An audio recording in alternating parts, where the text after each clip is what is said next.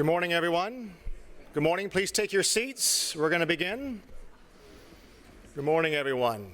I'm Craig Hansen. I'm the Vice President for Food, Forests, Water, and the Ocean at the World Resources Institute, and I will be your moderator today for On the Menu, Can Food Be the Planet's Medicine?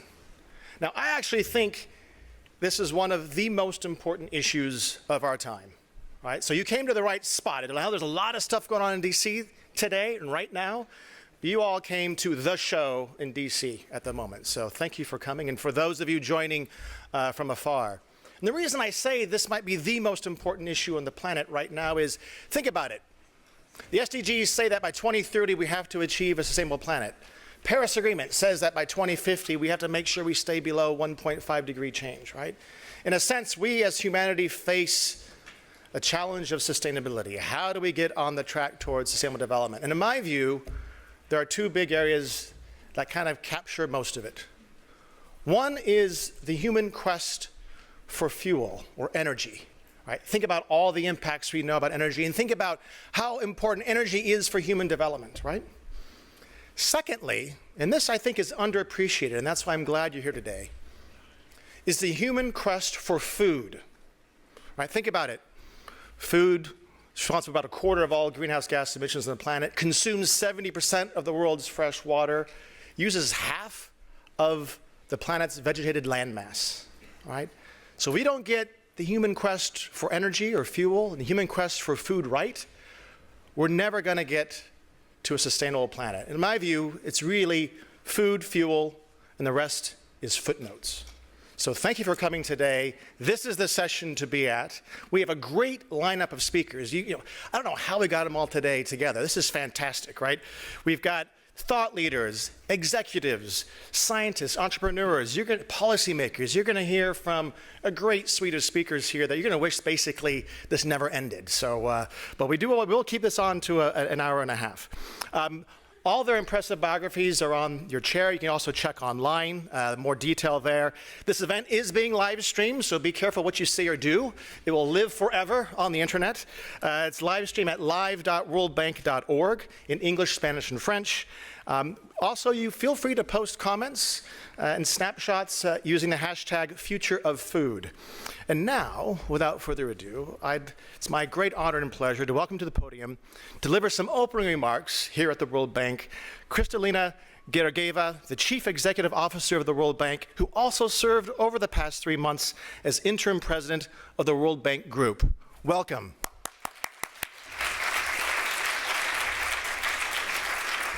Thank you. Thank you very much. A very good morning to all who are here.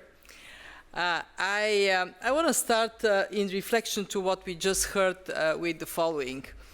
I'm an environmental professional, and the environment community I think of as my community. When I came back to Washington as the Chief Executive Officer of the World Bank some 2+ years ago, I met with one of my best friends here, the president of WWF US, and I asked him for advice. What is it that the bank absolutely must focus on?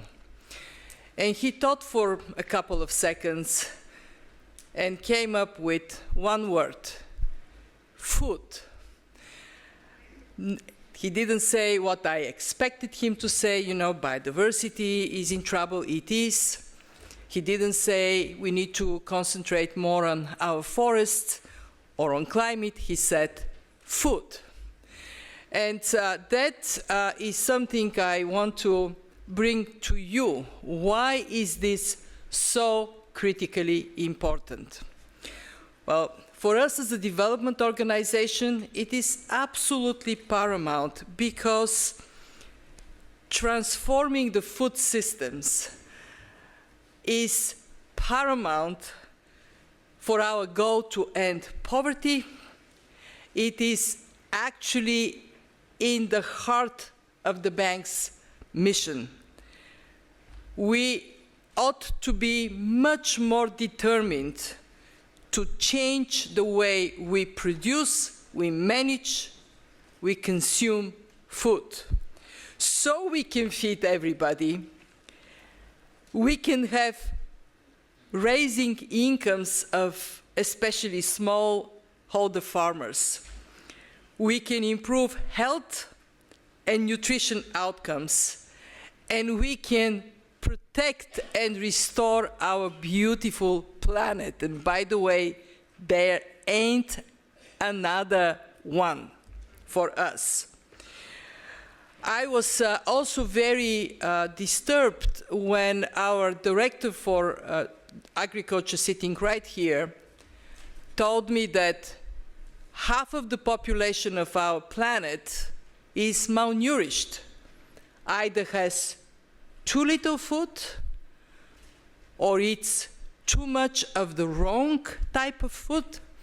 But that is actually quite a shocking situation to find ourselves in. I was for 5 years Commissioner for Humanitarian Aid,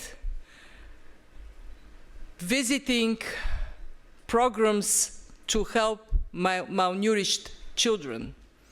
And I can tell you that for as long as I live, I will not forget the first time I walked into a room of severely malnourished children, some maybe 40 of them, and the room was dead silent, because the kids not only couldn't laugh and play, they could not cry. And that deafening silence from this room, I will remember forever. We cannot be in a world in which 151 million children are stunted. Their lives are shot before they even start in terms of their capacity to reach their full potential.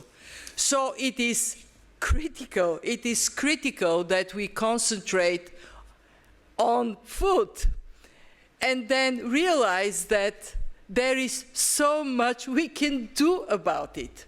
And rather than dwelling on our problems, stare in the face the many solutions we do have. I'm also told by my colleagues that the agriculture system is the one that is least disrupted. You can say that's a problem, or you can say that's a great opportunity. Let's concentrate on innovation and technologies like digital technology that can reduce inequality in access to information.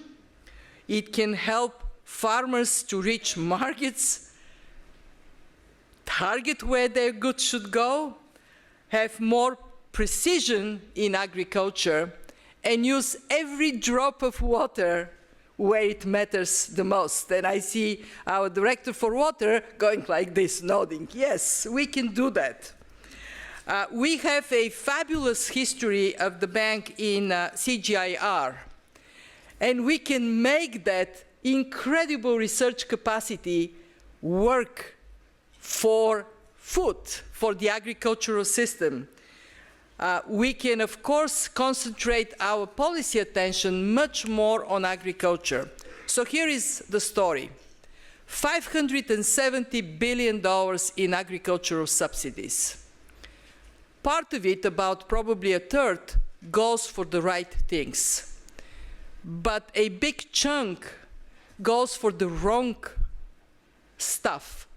It is subsidizing overuse of fertilizers, or it is subsidizing overuse of groundwater with tremendous risks for the future. Well, we can work on revamping some subsidies to do the right thing. Not to take them away from farmers, but put them in their hands in a way that is good for productivity, incomes, and for our planet. We can much more actively bring private investments in agriculture.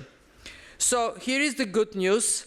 The investment funds in agriculture and nutrition grew from 40 to 440 since 2005. Good news. Bad news. Only 4% of this money has gone where it is most needed, to Africa. So we can work on making it possible for more financing to flow where it is most needed. And we certainly can link much more aggressively what we do on food with what we do on climate. Here is an interesting fact. It actually was mind-boggling. Just because we are so negligent and we lose so much food from farm to fork, the GHG emissions that are being produced to deliver that food, we lose, we waste, we throw. When we put them together, that would make food loss, if it was a country, the third largest contributor to climate change. It would make it 8% of the emissions that we struggle with come from food that we don't even eat. When I had the chance to speak at EAT, I had a very, very simple message. Love food, hate waste. That we absolutely have to deal with. So we at the bank are embracing that agenda, and we are also innovating to get money to signal the importance of sustainability. We have done something really, is it the right word, sexy or jazzy or cool? You can choose.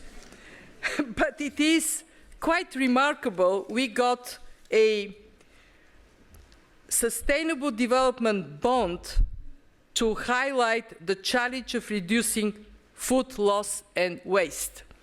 300 million that send that signal. Love food, hate waste.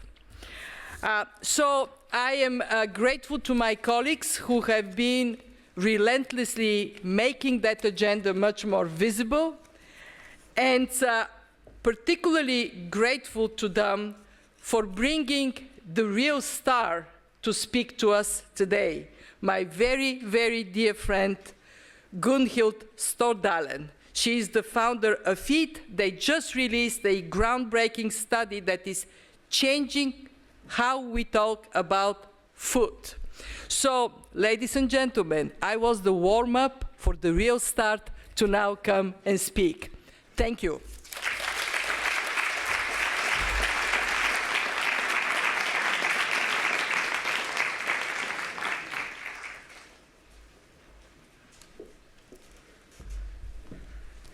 Thank you so much, Kristalina, for the most generous welcome. I'm not sure I can fill your shoes and step up here, but I will try. So first of all, thanks a lot to you and the entire World Bank team for hosting this event at your spring meeting, and for inviting EAT and to the table. So I've been really looking forward to coming here today, and even more so after I heard the title. Because finally, we actually have a scientific answer to whether food can become the planet's medicine. Despite most people now agree that we urgently need to change the things we do around food, and despite the many reports that have called for healthy, sustainable, equitable food systems, there's still no answers to whether we really can get the food system to work for both people and planets. So 3 years ago, together with the medical journal The Lancet and with funding from Wellcome Trust, EAT set up a commission, a cross-disciplinary independent commission, and brought together 37 leading scientists from 16 different countries to answer one critical question. Is it possible to feed a growing world population enough healthy food within planetary boundaries? The EAT-Lancet report, which was published in January, and I guess some of you have already read. It's a peer-reviewed, state-of-the-art assessment of the best available evidence, and it's really the first ever effort to set global, quantitative, scientific targets for how to achieve healthy, sustainable diets for all. The report shows that food not only can be a medicine, not only for the planet, but for people. But in fact, it shows that it has to be. Because unless we get it right on food, we will not be able to achieve the SDGs nor the Paris Agreement. But on the other hand, getting it right might be our greatest opportunity to save millions of lives every year and potentially improve billions more, while at the same time help to safeguard our common future on this planet. The scientists on the Commission say that it's possible, in theory, but it's not going to be easy. It will require a great food transformation, which means radical shifts in diets, in food production, and of course in waste reduction. And this calls for unprecedented collaboration. We will need action and involvement from all actors in society. We need policy, business, science, civil society to really work together, all the way from the international level down to local communities.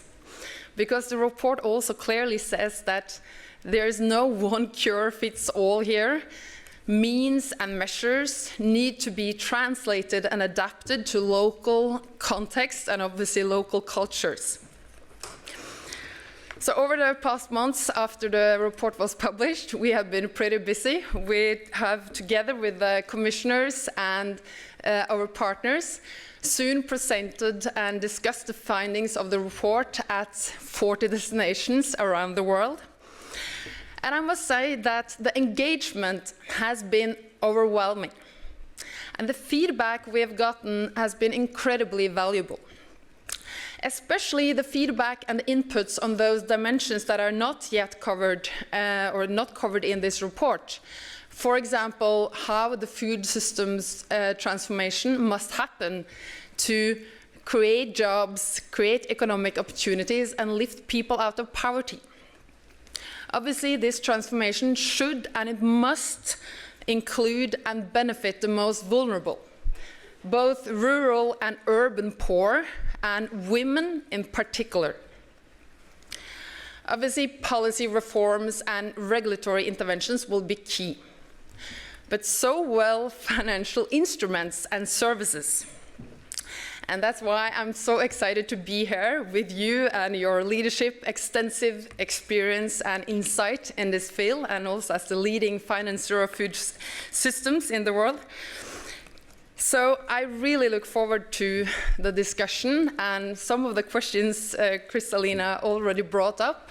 I mean, how do we redirect $500 billion worth of agricultural subsidies to something that heals rather than hurt people and the environment? And how do we get private capital to do the same?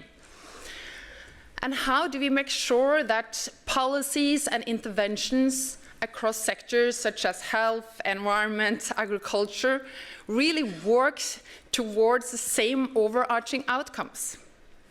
One of the things that the report calls for is an increase in seafood production to meet nutritional needs. And how do we make that happen while we at the same time are protecting our oceans? And of course, how do we make actual headway towards halving food losses and waste within just a decade? And it's fantastic with the new Sustainable Development Bond exactly to address that. Thank you so much. So at the end of the day, this is not just about global long-term strategies, but it's about the everyday dilemmas of every single farmer, mother, or entrepreneur. Can she afford actually switching to a healthier crop? Or can she afford buying healthier food to be able to feed her children so they grow up and reach their full potential? And is that food even available in her community? And will she have access to the knowledge and technology that will allow her to increase yields in a more sustainable and resilient way? I'm meeting so many people when I'm out traveling who are ready to make really great leaps forward. And many more want to do the same.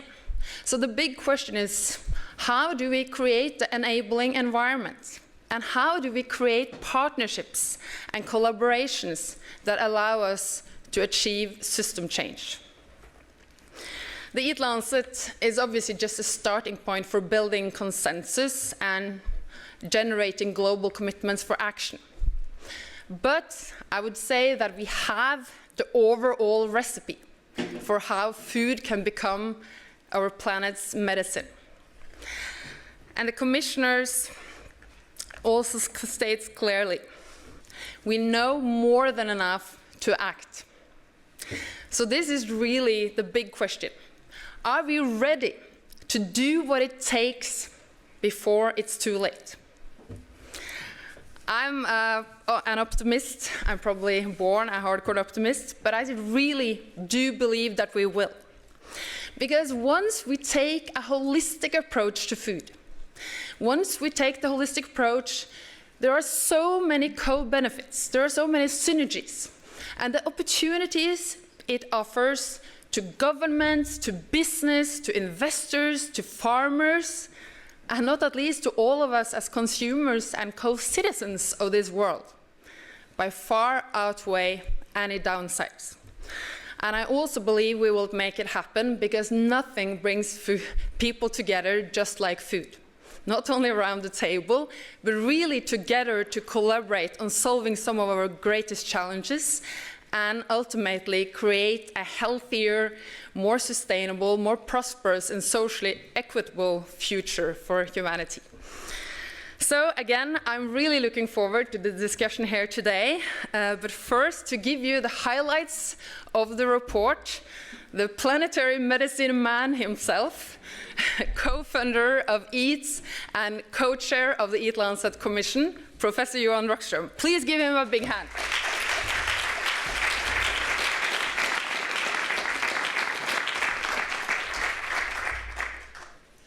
So good morning, everyone. And well, to be honest, Kristalina, Craig, and Gunhild have made the task very easy for me as an academic here. My only role here is basically to provide the scientific facts to verify that they are right. and I can, in a way, end by saying it's there. The scientific evidence is there. But I'd like to take it one more notch before walking through the EAT-Lancet report. I think it is fair to say that as we gather here on the 10th of April 2019 at this important World Bank Spring Meeting, if I would amass all the scientific evidence we have and put it in one point, there's only one conclusion, even a conservative, careful conclusion, which is we are in trouble. We are in deep trouble. In fact, I would argue that the most important scientific evidence over the last decade is the conclusion that we as humanity have entered a whole new geological epoch, the Anthropocene. We are now, as humanity, the modern world as we know it, is the largest driving force of change at the planetary scale. Now, this was launched already in 2002 by the Nobel Prize laureate Paul Crutzen, one of the three who identified that we were depleting the stratospheric ozone layer, a moment in the 80s when we were facing a catastrophic risk, which we deviated from through policy, listening to science, deviating back through technology and implementation into a safe operating space on Earth. Now, the challenge is we're no longer just in the Anthropocene. We are now deep in the Anthropocene. We see now evidence from all disciplines that we're hitting the biophysical ceiling of the systems that regulate the stability of the planet itself. Can you imagine? Science today is forced for the first time to address the following question. Are we as humanity at risk of destabilizing the whole planet? Are we at risk of pushing the planet out of the stability equilibrium we've been in since the last ice age, which has enabled us to develop modern societies as we know it? And we all know that what started that journey when we stepped out of being hunters and gatherers and a few million people on Earth into everything that we cherish and define as a modern, equitable, humanistic world was the invention of agriculture. 8,000 years ago, that was the trigger point. That is what started it, and that is what will determine it, and that will in the end also be whether or not we will solve the challenges we're facing. Now, just to give you two hints of the evidence here. One is that we really talk about that. We actually have the two first planetary victims. At 1 degree Celsius warming, the warmest temperature, by the way, since the last ice age, we've hit the ceiling on temperature rise, we have two planetary victims. We now know with a very high degree of certainty that we've lost the world's tropical coral reefs. They have passed a tipping point. They are irreversibly moving towards total collapse. The second planetary victim is the Arctic sea ice. We know that we're moving irreversibly, already below 1.5 degrees Celsius warming, to a point where we'll have ice-free summers in the Arctic within the next 2-3 decades. Now, we know that this is a self-amplifier of the Earth system. It's what makes science, if there's anything that really makes scientists nervous, is self-amplifying warming. And the Hothouse Earth paper that we published just half a year ago, trying to summarize this in a very careful way, showed that if we burn fossil fuels up until 2 degrees Celsius warming, we're likely to cross a planetary threshold that would bump us up to 2.4 degrees Celsius, which could become a cascade towards self-amplified warming towards a hothouse Earth. Now, if you take everything down to the core of what can we do to avoid this, there are, just like Craig said, two main pathways. The rest is, and I like that, footnotes. It is to decarbonize the world energy system by 2050 over the next 30 years, and it is a global food transformation. Now, if you look carefully at the IPCC's assessments, all the scenarios that they do that take us to 1.5 degrees Celsius warming in the 1.5 report, you show very clearly that it expects a decarbonization of the energy system, but it also expects that the world's food system will transition from a major, actually the single largest source of greenhouse gases, into becoming the world's single largest sink of greenhouse gases within the next 30 years. Dear friends, this is an agricultural revolution. It is incredibly exciting, just as Kristalina pointed out, because we have the solutions, but it's a revolution. And then we need to maintain all the carbon sinks in the natural ecosystems. So we cannot continue just expanding ourselves towards feeding the humanity in the next 30 years. We need to maintain Earth resilience in natural ecosystems. And if we do all of this, transform the energy system into zero emissions, transform the food system, and keep natural ecosystems intact, we have, dear friends, a 66% chance of success. This is the task we have in front of us. This is the global sustainability transformation we're facing. That is why we must address food. That is why we have an enormous urgency task in front of us that we need to embark on at a global scale immediately. Now, on top of that comes the fact that we have this similar type of hockey stick patterns when it comes to health and food. And this is a self-criticism for me as a sustainability scientist. I mean, up until 5 years back, we were kind of working nerdily on the environmental sciences, not recognizing that we have hockey sticks when it comes to obesity, malnourishment, when we have antibiotic resistance, just amplifying at exactly the same pace when it comes to the hockey sticks on carbon dioxide, loss of biodiversity, nitrogen, water, deforestation, land degradation. So of course, it was an urgent task for us as academics to step up and launch what has become the EAT-Lancet report for the first time, to lay the scientific evidence on the table on what does it take to reach healthy diets from a sustainable food system for us to have a chance of delivering, as Gunhild says, on the Sustainable Development Goals and the Paris Agreement, quite frankly, to having a prosperous, equitable future on Earth for humanity. So that was the starting point. We are not bending the curves of emissions nor on biodiversity loss. You have to be absolutely clear on the fact that climate is just one of the 9 planetary boundaries that regulates our opportunities for development in the future. Food is the single largest cause behind loss of biodiversity. And we know we've entered the sixth mass extinction of species on Earth. We are following a catastrophic pathway on loss of everything from pollinators to top predators to microbes in the soils. But we also know that food is the single largest consumer of fresh water. We also know that water is the single largest cause behind eutrophication. We know that food is the key transformation to take us back to a safe operating space within planetary boundaries. The health data, which has already been summarized so nicely by Kristalina, is quite daunting, actually, that we have equal numbers of people, over 2 billion malnourished, but we have equal challenge when it comes to obesity. Unhealth in food is a larger premature killer than alcohol, crime, unsafe sex, and tobacco combined. This is a recognition that we now need to take seriously, that if we really want to have a good, healthy future for humanity, we need to take on board all the scientific evidence on food. So the challenge is enormous, and we set out in the EAT-Lancet Commission to answer the following question, as Gunnar just pointed out. Can we feed 10 billion people with healthy diets within a safe operating space on Earth?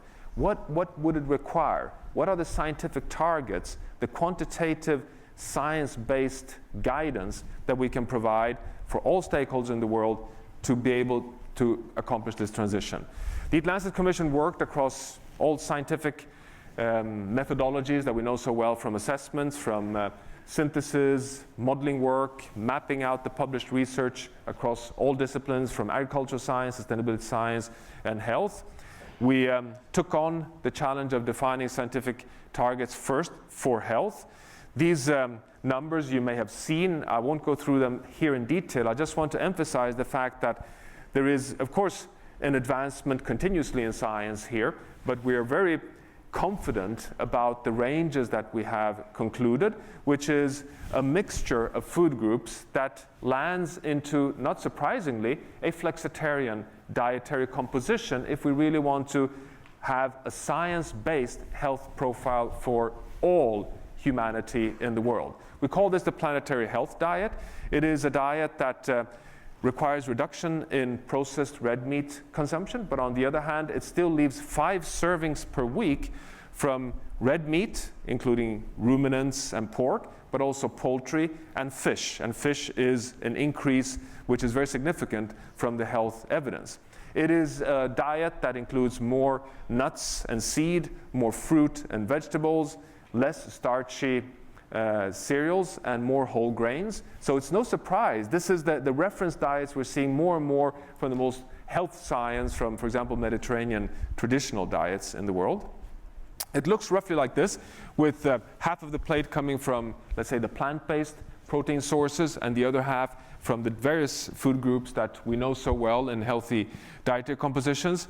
It was quite interesting that immediately after the launch of the report, some commissioners went to their own cultural corners of the world and designed what this would imply. And this is, for example, what a week of a planetary health diet would look like. It is a reduction in dairy. It is definitely a change in our, particularly in the rich parts of the world's consumption of red meat. But as you see, it's a very diverse diet that has a lot of room for maneuvering and degrees of freedom across all cultures in the world. It's not a monoculture imposed from above. It's a planetary health framework that can give a science-based guide if we want to have the best health outcomes for food. Now, where are we today? Well, this is the dire situation if you look at the global data today. So in this circle, we would be inside the planetary health diet. And what you can see, as no surprise, that we are seriously out of a safe planetary health diet for red meat and for starchy vegetables. But as you can see, we are largely inside with regards to other components of the diet, which we have to increase significantly to reach where we want to be if we would like to follow this path. This is North America, which I would argue is very similar to the European diet, with a vastly exceeding consumption, not only on red meat, but also on dairy, on eggs and poultry. So this is a transition, definitely. It's not something that can happen overnight, but it's a transition to be guided towards these defined scientific targets. Here's Africa, showing that here's a continent that definitely can increase essentially on all fronts, except on cassavas and different starchy rich type of cereal inputs or vegetables. Here's South Asia, probably the region in the world that already today is largely in line with the planetary health diet, but increasing to a very significant extent still on plant-based proteins. And interestingly, 3 independent studies show that adopting this planetary health diet, or roughly within these boundaries, would actually save up to 10 million lives per year over the coming decades. So we're talking of significant impacts of adopting a planetary health diet for human health. This, you may have seen the Global Burden of Disease report that came out just last week, which corroborates and supports even further the EAT-Lancet report, which actually verifies that we're talking about a very significant risk factor of eating current business as usual diets, but adopting diets lower in sodium, increasing vegetable, nuts, fruit, more unsaturated fats, reduction in processed red meat. You end up in a situation which would take us to a very, very large extent towards the direction we want. But then the big question is, well, if you have this healthy diet, what are, as Gunhild points out, the synergy effects that we can have with regards to the challenges of staying within planetary boundaries? So we were able to take the science of planetary boundaries and translate that to the food system across those planetary boundaries that play the most important role in the food system. These are, not surprisingly, climate change, but also biodiversity loss, land use change, freshwater use, and nitrogen and phosphorus use. These are the biosphere boundaries that the food system is the #1, say, culprit on with regards to impacts from unsustainable food systems. And we were able to provide scientifically based targets for all of these with a range, with uncertainty, but it gives a very good framework for let's say, a guide towards investments to achieve sustainable food system transitions. Now, I just want to give you a little summary of the climate boundary here, because that is something that is really important, that the EAT-Lancet planetary health diet is not a vegetarian diet. It's a diet that maximizes health. It's a diet that still recognizes that poor development communities depend on ruminants, will continue to have livestock, and that protein source is fundamental for alleviating poverty. So we cannot, of course, just go all in and say that we're going to just get rid of everything that has negative impacts on planetary boundaries and impose that on people's healthy dietary composition. Oh no, we did the other way around. We said we want to have an equitable, healthy dietary composition. What does that mean for the planetary boundaries? And what it means is that here you have what I started with, the transition that we're facing. We're emitting today almost 40 gigatons of carbon dioxide. We need to bend the curve. You see in gray here by 2020, decarbonize the world's energy system in gray here by 2050. You see the transition of the food system from red to green. The red and yellow bands here are the non-CO2 gases associated with food production. This is NOx and methane associated with food production. We try to scan off the climate science and say, what's the minimum amount of greenhouse gas or climate forcing that we assess that we cannot get rid of if we are truly going to feed 10 billion people with a planetary health diet? The conclusion is that we need to give the world's food system 5 gigatons. 5 gigatons of carbon dioxide equivalent per year must be given, recognizing that we are 10 billion co-citizens on Earth, we have rights to have good food, and we have multiple cultures across the world. So we're giving a kind of a mandate component of the global carbon budget for food. Now, what are the implications of this? Well, they are very dramatic.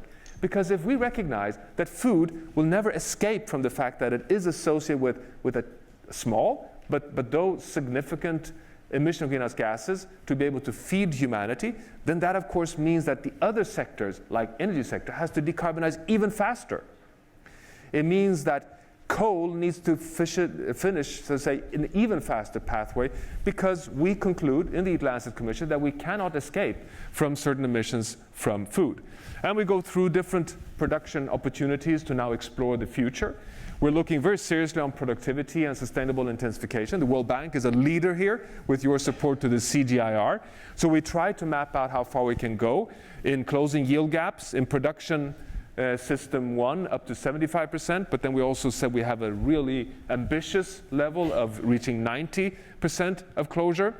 And that led us to the opportunity of doing scenarios into the future. Now, this is a very messy graph, perhaps, but I really want to point out 2 key messages here. What you have here on the upper x-axis are all the planetary boundaries for food. So these are the levels that define the safe operating space. In green, we are in a safe space. In red, we are in a danger zone. We're moving towards risks of tipping points. Now, on the y-axis here, you have the different scenarios that we've done. And the upper one is business as usual. So the business as usual, full waste, Kristalina, we're wasting 30% food. Business as usual leads to a red line, as you see. So if we do not adopt the planetary health diet, we are very unlikely to have any chance of coming back into a safe operating space. So what will it take to succeed? Well, you actually have to go all the way down to major investments in sustainable intensification, PROD+, halving food waste, really hating waste and loving food, and having a planetary health diet that can take us all the way back in to a safe operating space. So we're talking of a transition that requires multiple investments in production, in reduction of waste, and in health to succeed in this transition. We've done several sensitivity analyses on that. I'll jump over that actually here. And just to give you some examples of how this plays out. So here you have in the inner circle the safe operating space for greenhouse gases. That's where we want to be with regards to greenhouse gases and the planetary health diet. Our assessment is that the dietary shift can actually already on its own take us all the way back in. So eating healthy food is a synergy to reach the Paris Climate Agreement. Now, productivity improvements can actually reduce greenhouse gases quite significantly, and also food waste will also contribute. And if you pack all this together, it would take us all the way back in to a safe operating space. And if we do this across all the planetary boundary areas, it would look as follows. And it just in total gives us the opportunity for both land use, water, nitrogen, and phosphorus, but still failing on biodiversity actually, to take us back in to a safe operating space. So I think that Gunhild's conclusion here, that the scientific evidence gives support that we can achieve a transition, is actually now supported by this analysis. So then to close, what are then the implications of this in terms of policy? What is, as I think both Kristalina and Craig and Gunhild pointed out, what really is exciting here, of course, is to stand on this science and to say, what now then? And we conclude in the EAT-Lancet Commission 5 areas of strategic policy discussions that may be topics for today. Number one is that we, I hope it's fair to say that this is not naive actually, that we really believe that science-based targets, quantitative targets, can be fundamental to help businesses, communities, cities, institutions like the World Bank to guide investments in the financial sector, in the public domains, at universities, at schools, in all different institutions. And that we need these commitments. We need these commitments to science-based targets for food on healthy and sustainable transitions. And we think that the EAT-Lancet Commission is not like the final word on this, but we may have started a kind of a new venture towards helping humanity to get these quantifications in place. So we think that could be strategy one, and it would be wonderful if the World Bank could consider adopting such science-based targets.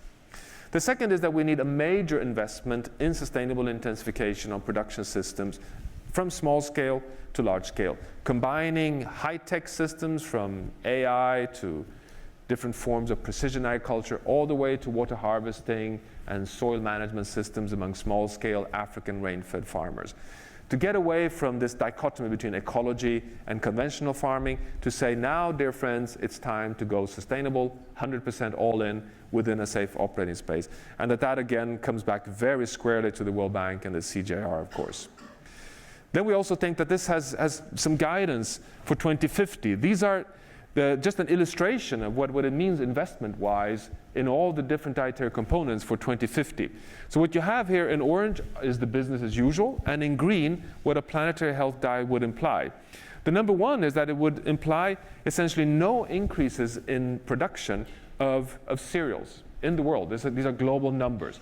We actually have reached a saturation point in terms of we don't need more cereals to feed 10 billion people with a planetary health diet. Business as usual is projecting to increase this by 50%. Number two, major investments in vegetables, fruits, legumes, and nuts. We don't know how to do this.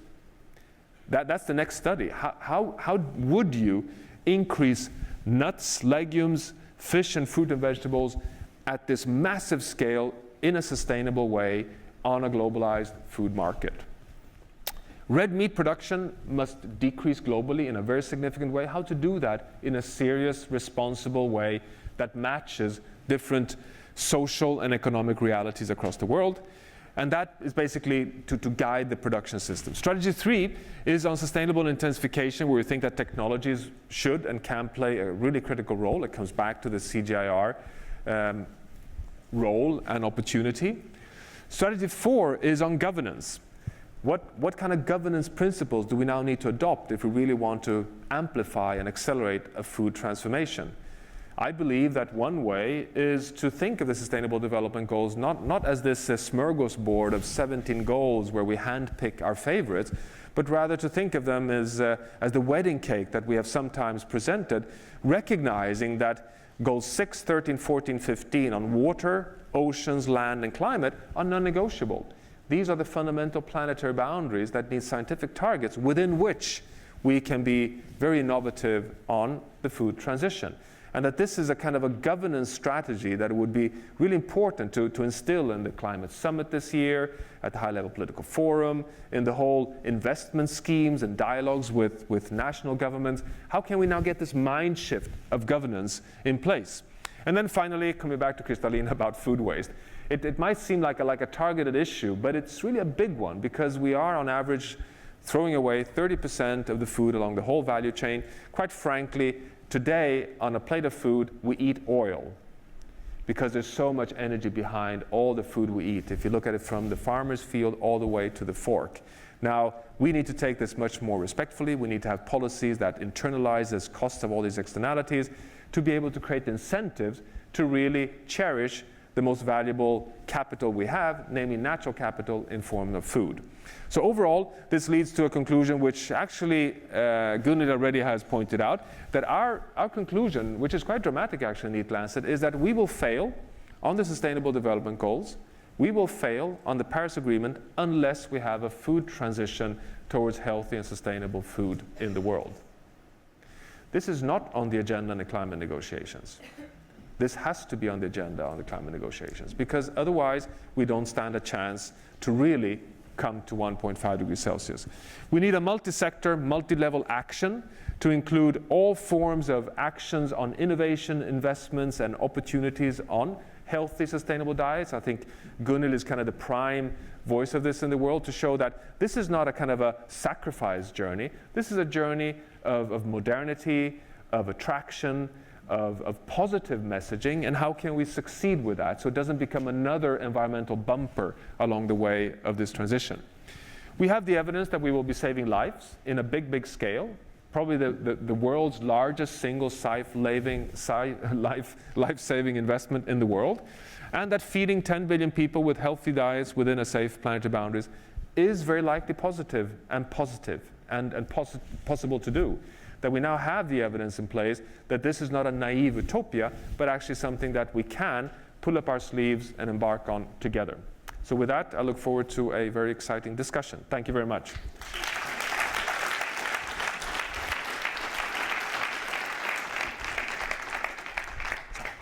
Very well done.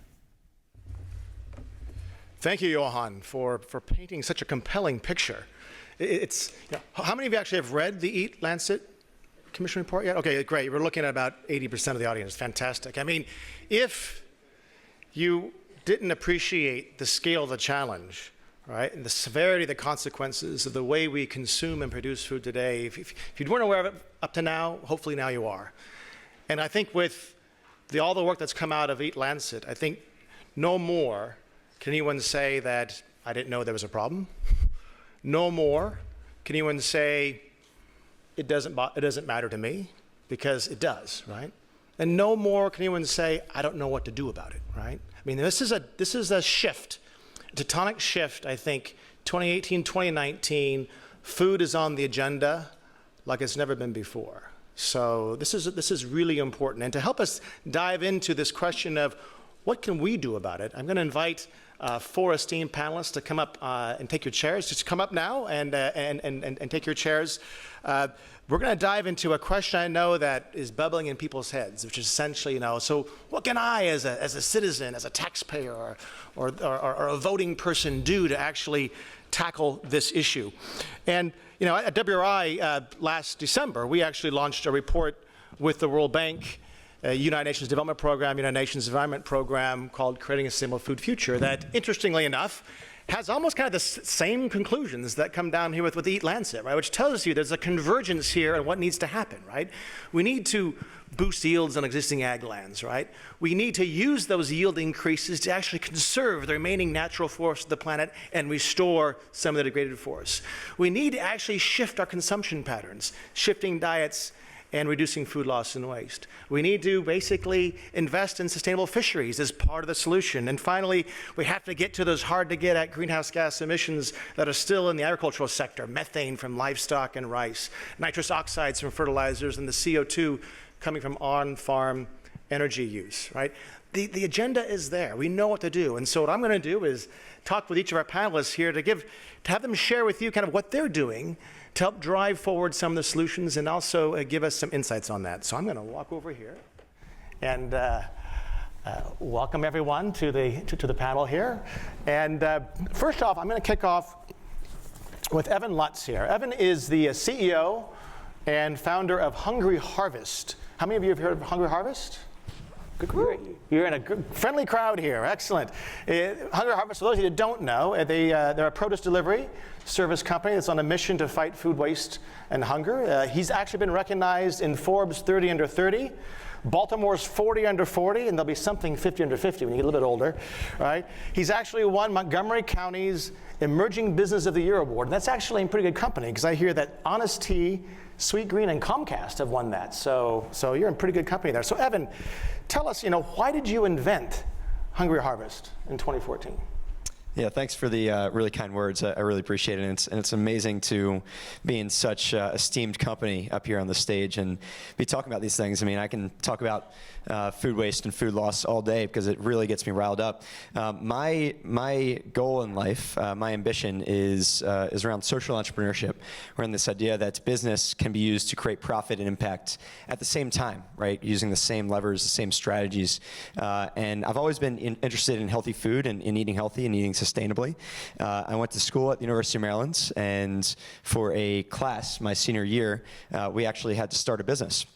One of the ideas going around the class was this local farmer who had surplus produce, who had presented to our class earlier that semester, wanted to try and sell it to college students. And so I said, sure, why not? I set up a little farm stand in the basement of a dorm, sold 5 pounds for $5, selling this surplus produce. I had no idea what surplus produce was at the time. This is, but I think it's interesting. In 2018, 2019, food waste was really on the agenda, right? And a lot of people were talking about that. In 2014, that wasn't really a big topic, right? It wasn't really being talked about a lot. So I didn't really know how big of an issue this was. So I set up this little farm stand, sold 5 pounds for $5. Sooner than later, we had 500 customers per week. So it really grew. I turned it into basically a home delivery model of the same concept. I went back to this farmer. I said, okay, so we're buying about 20 to 30% of his produce that he otherwise wouldn't be able to sell for various reasons, because the apples were too big or too small, or the carrots had crooked legs to them, or the kale stems were too soft for retail consumption. I thought these reasons were ridiculous, right? Why would this food go to waste? I went back to him. I said, so how many other farmers have the same problem of having surplus food? He said, every single farmer in the United States, 1 million farmers, have this problem of 20 to 30% of produce that they can't sell. I knew this was something scalable. It had taken off in terms of demand, and I knew there was just tons and tons of supply. I mean, a lot of the statistics have already been said, but just to throw in a couple more, we use about 9% of the total land mass of the United States to grow food that nobody eats. That's the size of New Mexico, right? We use about 20% of all fresh water used in the United States is used to grow food that nobody eats, right? That's the size of Lake Pontchartrain, north of New Orleans. So this is a massive, massive issue and needs to be really scalable. So I'm coming at this from a perspective of how can we solve this problem through business? And I really appreciate the diversity of this panel, because there's a lot of policymakers and people that are trying to advocate for food. And food waste and food loss is a real here and now problem, and we're trying to come at it with a practical solution. Thank you, Evan. Thank you, and thank you for what you do. Next up is Alejandra Schrader, who is a chef, an entrepreneur and a healthy cooking advocate based in Los Angeles. Born in the United States, but spent a lot of time in Venezuela, so she'll give us some experiences in both continents. She's a founding member of the Chef's Manifesto, very important development, very important constituency on this issue, the chefs of the planet. We were talking earlier, they're one of the most trusted people. Politicians, sorry, a little bit lower. Chefs, a little bit higher. You got some competition there. And the Chef's Manifesto is a framework that outlines how chefs can actually contribute to meeting the UN Sustainability Goals. And interestingly, if you watch TV, she is actually a finalist on MasterChef. So pretty amazing. It makes me wonder what the heck we've been doing with our lives. Right? So Alejandra, I'd love to hear, we've heard Johan talk about the importance of shifting diets, right? How do you do that? It sounds easy, but I'm pretty sure it's not. So tell us, how do you do it? Well, I think the key to shifting diets, it comes from education and empowerment.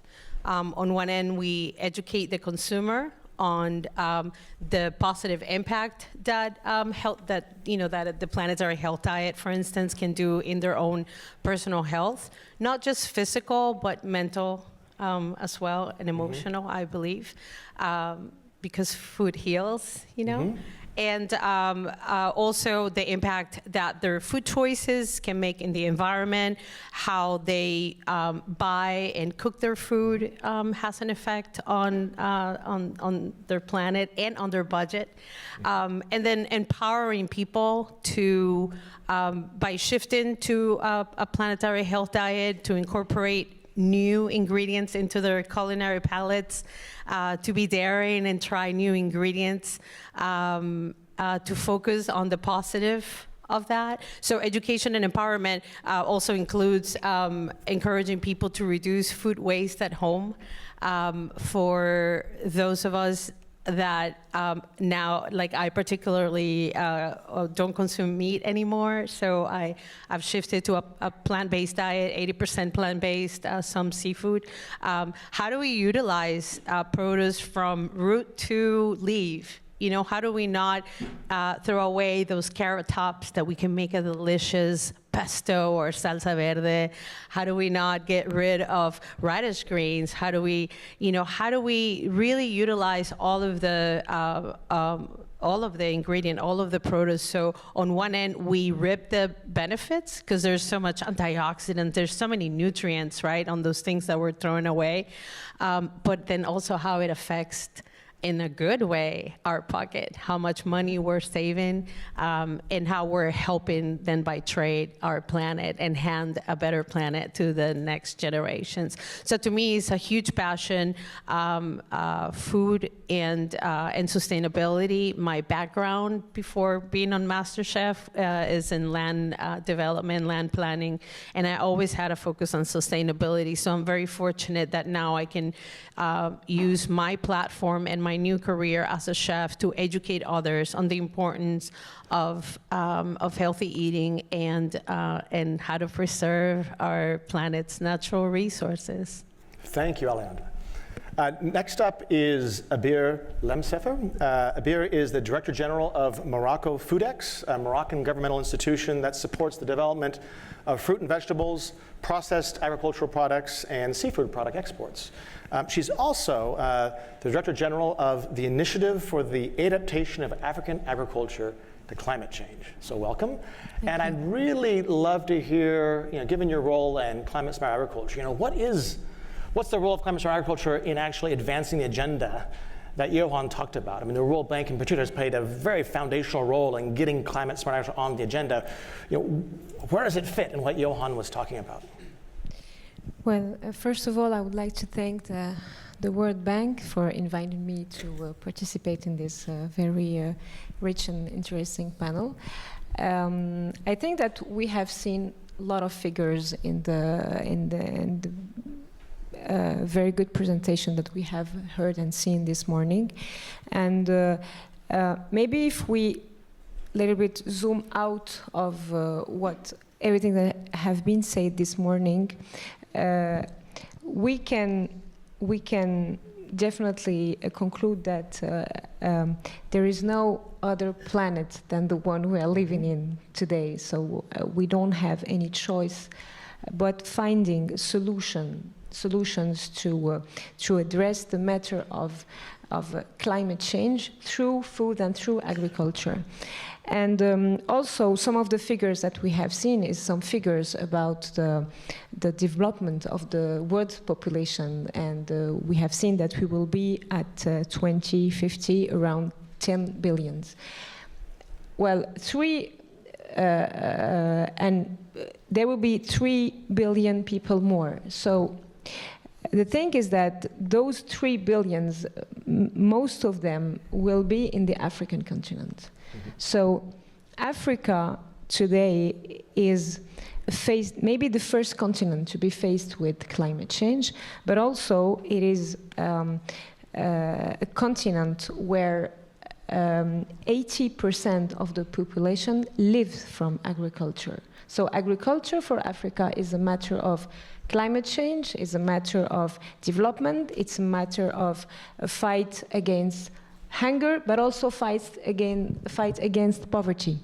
So what we try to do through this AAA initiative, which was supported from the first day by the World Bank, is first to believe that agriculture is one of the solutions to climate change.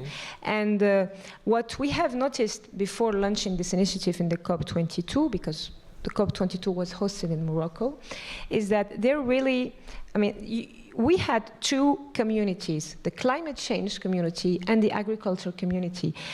And what have been said also in the presentation that the agriculture was not in the agenda of negotiations. But I think that since the COP23 it has, because we have made so much noise with the AAA at the COP22 that I think that finally people and the people of climate change and people of climate change also with all the billions of dollars of promises that should have been invested in climate change through the GCF, etc., etc. I think that finally people realize that agriculture must be at the heart of the climate change discussions, negotiations, provisions, etc., etc. But also, and I would like to add something very important, is that I think that when we address this, the food matter, the climate change matter, we should not forget that it is a development matter and it also an organization of actors matter.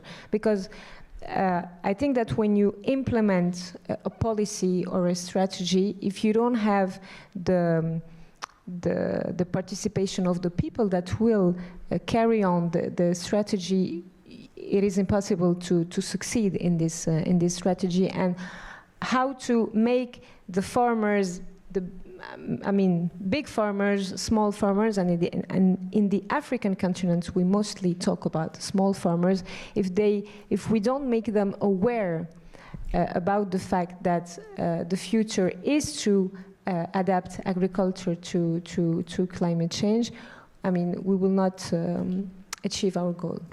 Thank you very much, Abir, and thank you also for highlighting the developmental aspect of this. Right, this is very much at the heart of economic development and livelihood and lifting the poor out of poverty. Right, that you bring to this issue. Thank you very much for that. And next up, I'd like to welcome Dag Inge Olstein. He's the Minister of International Development in the Ministry of Foreign Affairs for the great country of Norway. He was a member of the Bergen City Council with responsibility for finance, innovation, and real estate from 2015 to 2019. He grew up in a small coastal community, actually, on the west coast of Norway, where most people's livelihoods were fishing and other activities related to the sea. So welcome. Thank you. And when I think of Norway, I think of fjords and fish. So let's stick with the fish here for the moment. You heard Johan talk about it, and I talked about too, the importance of fish being part of the solution. What's your vision? Well, how do you see, Norway's been at the forefront of this. How do you see the future here of the role of fish, sustainable fish, in a food future? Thank you so much, and it's so good to be here. For me, and I think also for the Norwegian government, it's all about leaving no one behind. And as you said, we've done so much important work on education and health and capacity building. But throughout this climate change, it's a lot of this hard work going to be in vain. So we need to have secure food. We need to have sustainable food management and everything. So, and fish is, of course, a really important part of that. There's so much knowledge that we don't have about what's in the oceans. So it's really important. As you said, I grew up in a tiny village in the western part of Norway, and in Norway, most of the kids are told to eat a lot of fish from they are so young. So that's a large part of us all, actually. And we have, I will say, a long and successful tradition of fishery management. And but there's also been some ups and downs in that history with overfishing and other issues that's huge in other parts of the world right now. I came in from the Pacifics, the islands there, and see the huge potential. And you also see some of the urgent difficulties. There's wrong food, and there's huge potential in fisheries there. So in cooperation with our neighbor, we have developed more and more robust management regimes in fisheries. And as you know, fish is not only a good source of high quality proteins. Fish contains high levels also of several important nutrients. So this is so important. And with the estimates, as we already heard here, there will be 10 billion people on the planet by 2050. More food, energy, and means of transport and jobs are urgently needed. So to have the ocean-related activities and particularly sustainable fisheries and aquaculture will become increasingly important in that. So it is so important that to set and enforce moderate fishing, and the fishing capacity must be adapted to the available resources. So this is somehow common sense, as you understand. You cannot harvest more than the resources are regenerate. But as we see, and again, it is so difficult to uphold. And this has been a part of the important history of Norway. We export a lot of fish, and that's also a really important part of the income, and also the most healthy and sustainable way for us also. So given a high demand for Norway's experiences in fishery management, we have developed now a program that's a large part of the development program that we have. That's a cooperation called Fish for Development. And this program links Norwegian's fisheries institutions with those in partner countries where the aim is capacity building as one of the aims.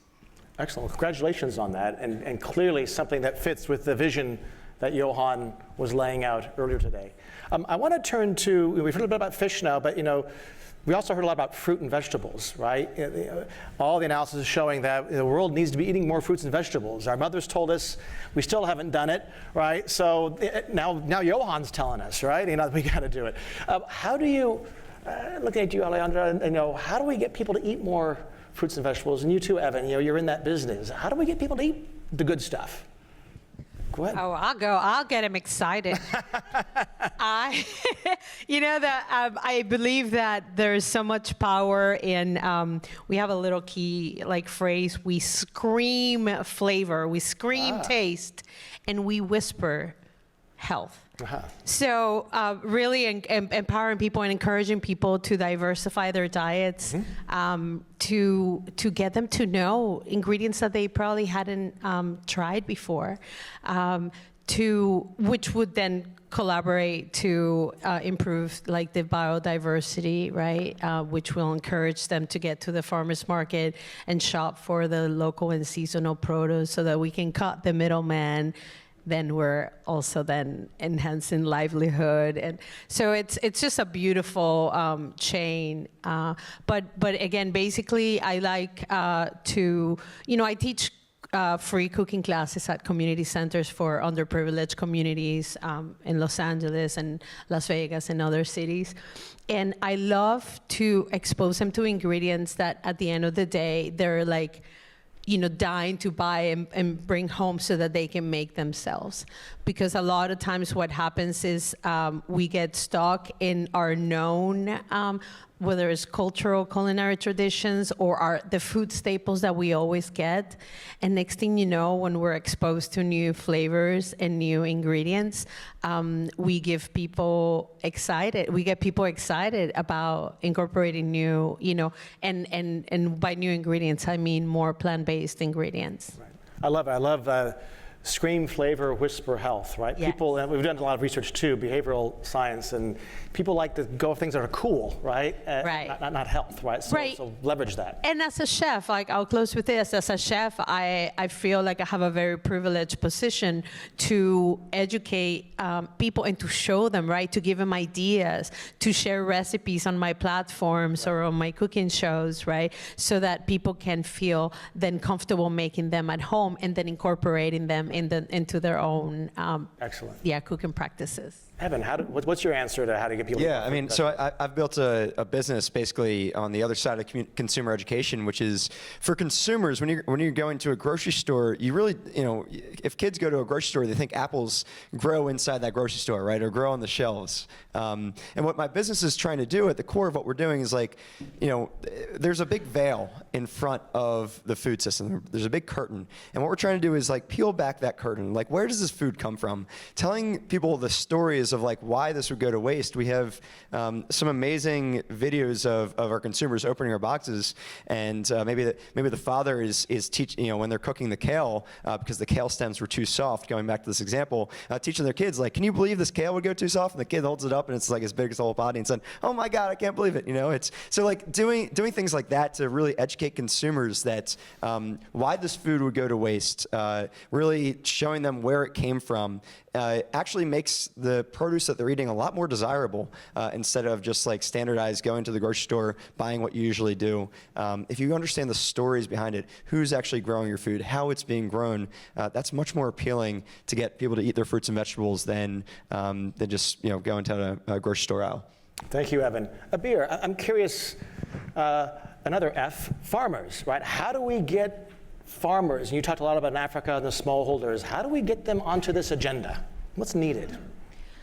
Well, I think that they are within the agenda. We don't need to get them into the agenda because they face the climate change challenges every day. I think that now the African continent is one of the places in the world which is faced most with water scarcity, with the desertification, etc. But I think that the better way to get them in is to explain to them that climate change is not a constraint for agriculture.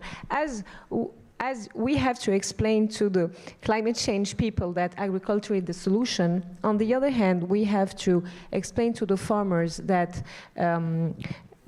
they can adapt their agriculture to climate change. They can have high productivity without being harmful to the land, to the underground water. And I think that today the R&D has really reached tremendous results into how to produce more food, but with some innovative means. And I will also mention the CGIR that were mentioned this morning, and which is one of the pillars of our initiative, because since the first day, we wanted to launch an initiative based on a very solid scientific base. So I think that the better way also to get them involved is to show them, because farmers, and especially the small farmers, need to see the results of the policies, and so that's why I think that this climate smart agriculture, where we are trying to develop, but what we are also trying to advocate, like everywhere in the agriculture and the sustainable ecosystem. I think today it's beginning a matter for the farmers, and also it's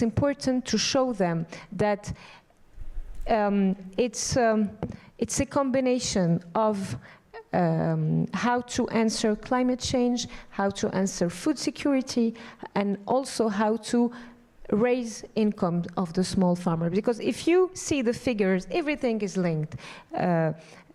Agriculture, poverty, hunger, and climate change. So you cannot address just one topic at once. I mean, you have to take the 4 topics at the same time and try to develop a global approach. Great. Thank you. Minister, not only is Norway famous for its fish, it's also famous for all the great work that you are doing at protecting the world's forests, especially its tropical forests. I'm curious to hear your thoughts on how the agenda talked about today actually will help you in that vision.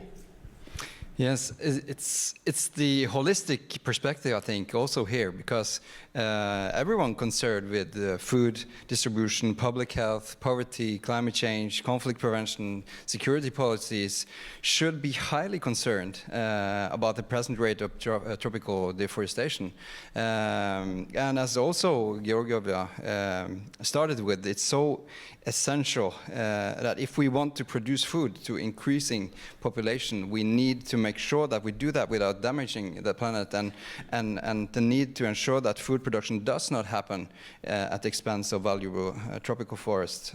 So agriculture, as said here, is the main driver worldwide of deforestation and forest degradation. So consequently, protecting and restoring forests should be put front and center in all aspects of the Sustainable Development Agenda, and there's been doing a lot in this area, and as you said, I'm really proud of Norway's long-term devotion to fight tropical deforestation through the Norway's International Climate and Forest Initiative. We have achieved a lot. But however, collectively, we seem to be losing the battle here, and that's not a good thing. So, and we see the deforestation rates are still alarmingly high. So I think we need to step up further also here and take more action. It's so important that we do that. But of course, this is something that we need to partner with other countries and other important countries on also in the future. So Great, thank you. And thank you again for all the great work that Norway does on supporting the world's tropical forests. I'm going to close by giving you each 20 seconds, so now you've been forewarned. If you were in charge, what one thing would you get the world to do that would get us on the pathway to a sustainable food future? And I'm going to start with you, Minister, because you are in charge. So what one thing would you command to get us on that agenda, on that pathway? Okay, that must be that all policies and politicians were working together with the same outcome and with the same important right solutions. So working together. Excellent. I think. Good. And when politicians always work together, don't they? No. Abir, what's your one thing? I will say showing immediately the benefits. I mean, making it concrete. Okay. Immediately. Okay. Alejandra, what's your one thing? I would encourage households and home cooks to cook smart, to do menu planning, so that they can avoid food waste, and that they can cook their meals, their plant-based meals, in the most environmental friendly way possible. Excellent. Evan? I'll give you 2 things. First is having consumers... He's a rule breaker. Yeah. First is having consumers judge produce by its taste, not by its looks. So understanding that a carrot with 2 legs is no different than the carrot that's straight, right?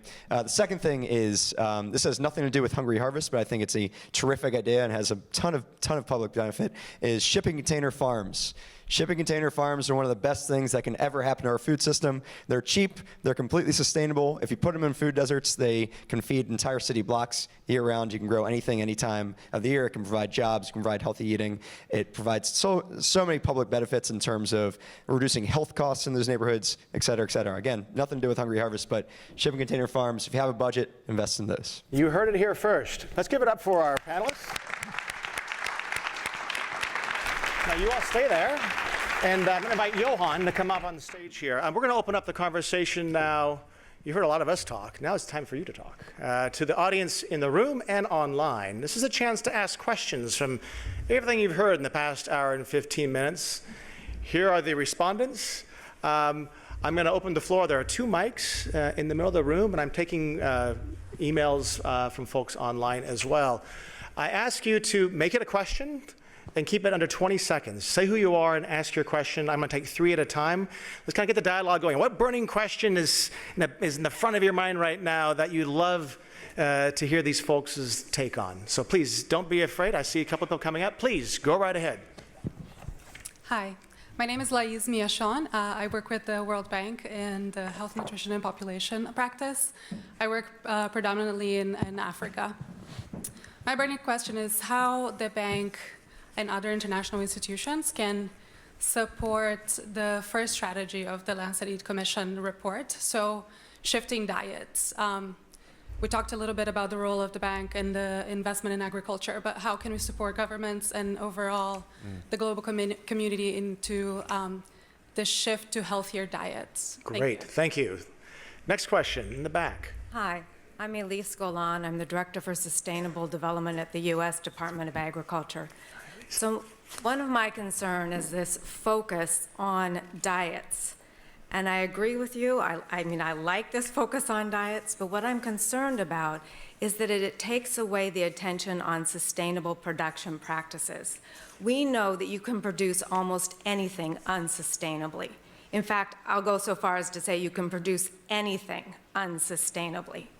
And so by saying eat more vegetables, eat more nuts, eat more seafood, if you don't put that qualifier, more sustainably sourced or sustainably grown, sustainably distributed, sustainably produced, if you don't have that qualifier, you may be setting us up for disaster. When are we going to make that transition to eat more sustainably grown vegetables, sustainably grown meat? That kind of language. Thank you very much. And one from online, just to be fair to our friends online here. While you bring forth practical options, what about cost? What's the total cost of action of doing this shift to sustainability? So I'm going to hold your questions for a moment. Quickly, of those 3 questions on cost, what about production, sustainable production, and then the shifting diets and the bank agenda? Quick thoughts. We don't need long answers. Any quick thoughts from any of our panelists or from Johan? Yes. Yes, well, I definitely agree with the question about and the remark saying that we should not only say eat vegetables, eat nuts, but we should say eat sustainable vegetables and nuts. And we are, for example, if I take the example of Morocco, we are now deeply thinking about that, and we have begun some discussions with the World Bank. We are a food exporter. I think that a lot of you here know the Moroccan clementines, because they are we export a lot of clementines here to the United States. But now, and we have always defended and said and screamed, as Alejandra was saying, that Moroccan products are tasteful. And now we want to switch to Moroccan products are tasteful but are also sustainable. And specifically on exporting products which are majorly fruits and vegetables. Great. Johan. There's a microphone. I think this might there you go. be working. Perfect. Yeah. So on your point there, Elise, that qualifier is absolutely fundamental. I would argue that that's a unique feature of the EAT-Lancet report, that for the first time we force that qualifier to be fully integrated. I think the number still stands that are 2 countries in the world, Norway and Sweden, that have dietary guidelines that fully integrate health and sustainability. The Nordic dietary guidelines still are kind of the prime example here. I think, I mean, this is challenging, of course, because our focus is on what investments can we do to lift people out of poverty in the poorest countries in the world, like in African nations, in rural areas. But quite frankly, I think we have to take the bull by the horns and really say that why spend 10 years on just securing 2,500 kilocalories and then address health in the next stage? I think we simply somehow need to integrate this up front. And for example, talking with governments across the whole world on dietary guidelines that has these integrated qualifiers, I think can be one step. And I think that integrates both Las Miras and Ili's points. Great. Do you mind if I just have quickly, one more comment? And I wanted to address her concern about sustainable produce. I think that when I talked about education and empowerment, I talked about all across the board. I like to make people empowered to know and understand the importance of their word, of their buying choices, and what they implied in the food supply chain. So as consumers, we can, demand and send a clear message to food suppliers about the kind of produce that we want to acquire. And again, by education and empowerment, I meant sustainably raised food. Excellent. We'll go to the floor again, right here in front. Hi, my name is Madeline Hauk. I'm a junior fellow with New Rules for Global Finance and a student at the University of Waterloo. My question was about fisheries, specifically sustainable fisheries. I'm originally from Vancouver, BC, and in British Columbia and along the west coast of America as well, sockeye salmon are a keystone species, and coho salmon, the reserves are running a little bit low in the ocean right now. So how can consumers be reassured that the fish that they're buying is as sustainably sourced as possible, and what can governments do to regulate that? Excellent, thank you. In the back. Thank you very much. My name is Natasha Hayward. I just wanted to thank the organizers for this session, because I think it really, probably for most of us in the room, touches on both professional interests and also clearly personal interests. And so I have a comment and a question that really reflects that. The comment is really just to offer thanks. I work with the Global Agriculture and Food Security Program that some of you may be familiar with. We are a platform that brings together partners in a partnership that tries to channel financing to food security and agriculture. And this panel really touches on those issues that I think we and our stakeholders have been grappling with respect to the intersections between poverty, production, sustainability, and nutrition. So I really wanted to thank the EAT Foundation and the Commission for really pulling it together in a report that provides this evidence base that I think we as a platform and a partnership and others can continue to use to take this forward collectively. So thank you for that. On a personal level, I actually took the report home and was looking at it with my son, who's 12. And he was really captivated and motivated, alarmed, but in a good way by what you were saying, and was saying, so Mum, what can we do? Where's the cookbook? Where is the food planning tool? So I just wanted to pick up on some of the comments from the panel, from Alejandra, and to ask, what is being planned? Are there ideas around how to tie up with people like Alejandra who can speak to the consumer and to the citizens and to young people in terms of how to translate this into their daily, everyday? Thank you. Thank you. And from the online, from Emmanuel, how do we make food production attractive for the youth in the developing world? We will need future farmers, right? So those are the 3 questions. Any takers? I can start with I think the fish. fisheries one, maybe. I love fish. That's good. And we didn't answer the question that came on the other round also, because the costs. If you see in fishery, there's a huge downside if we don't do the right thing and the smart thing. And to protect the ocean and have the right management, the sustainable management in fisheries and sustainable ocean economy is so connected here. So, and I think the government can do really a lot here about legislation and to connect the quality, to have the control of the whole supply chain.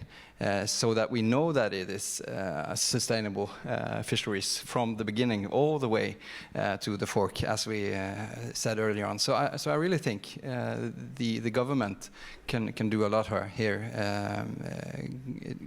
Of course, in close relationships to the companies. So yes, we can do a lot, and we can do more. Excellent. I like this phrase, don't ask what is the cost of doing the right thing. Ask what is the cost of continuing to do the wrong thing. Excellent. Other takers? Well, she did ask about what we're doing and how people can get ideas and following recipes. I'm actually writing a cookbook right now based on the principles of the planetary health diet. This is something that was launched this year, the EAT-Lancet, and I'm very honored to have been at the United Nations doing the United States launch. But I think that as we spread the word, more and more people are getting interested in tackling this as one subject, because there are other diets, right? There's vegans and there's, but the planetary health diet, which has very specific proportions of, fruit, nuts, vegetables, and meat and such. So far, I take it a personal responsibility to share through my social media and platforms recipes that people can get ideas. But I think more and more people are getting hooked on the idea of putting together recipe books. Can I take just a second to answer the farming question? Yeah, please. Because I know a lot of farmers. We interact with hundreds of farmers in our business, and there's a stigma around farmers, right? The average farmer in the United States is a 55-year-old white male who's been doing it for generations. And what we realize, we think farmers are very simple folk. What we don't realize is farmers are engineers, right? We think like engineering, coding, software is all very like cool and sexy of a business, but farmers are original engineers of engineering their fields. Farmers are businessmen. They're weather people. They're scientists, right? They have to. They're environmentalists. There's cutting edge technology that people can use to increase their yield, maximize sustainability, minimize water use, minimize pesticides. There's all these crazy, cool technologies that are introduced in farming. And I think that's what really the messaging around farming has to be around. It's not around, farmers are civil folk that have been doing it for generations. It's around like, how do we take our farming currently to the next level? And I think that is the appealing thing to many younger folks. Right. Johan, one last. Just very quick on Natasha's point. I mean, I think what we'd really like to see, of course, is that the EAT-Lancet report is basically organically adopted and tested and implemented across all sectors in society. But just to share that David Nabarro, who, as you know, is leading the nature-based solutions for the Heads of State Climate Summit that Guterres is organizing in September, is also leading the Global Food Dialogues, which has as one task to really operationalize the contents of the EAT-Lancet report. The Stockholm Food Forum 2019, which will be 12-13 of June, will be focusing in on taking the science into action in full across everything from chefs to businesses. The World Business Council works with the FRESH network together with EAT to really internalize the EAT-Lancet in businesses across the world. So there are things happening, the Food and Land Use Coalition that you're so deeply involved with, Craig. So anyway, I think there's something bubbling along here that is very exciting, actually. So I see there's like a nice line here of questions, and they're flooding in too, also by email. We've hit our time. May I ask that the panelists actually make themselves available just after this, and maybe hopefully you can go and actually ask your questions directly with the panelists, because we have hit our time. I told you people want to stick around, and this is so engaging, right? So let's give a nice round of applause for the panelists.